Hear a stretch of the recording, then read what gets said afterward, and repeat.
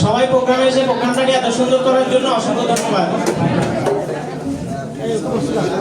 আমি আমার সহপাঠীদের একটা কথা বলতে চাই, আমরা সবাই ল কলেজে নতুন বেচের এখানে 23-24, আমরা সবাই মিলে চেষ্টা করতেছি আইন কলেজের 23-24 বেচটা নিয়ে চিটাং শহরে যেন আমরা কিছু একটা করতে পারি।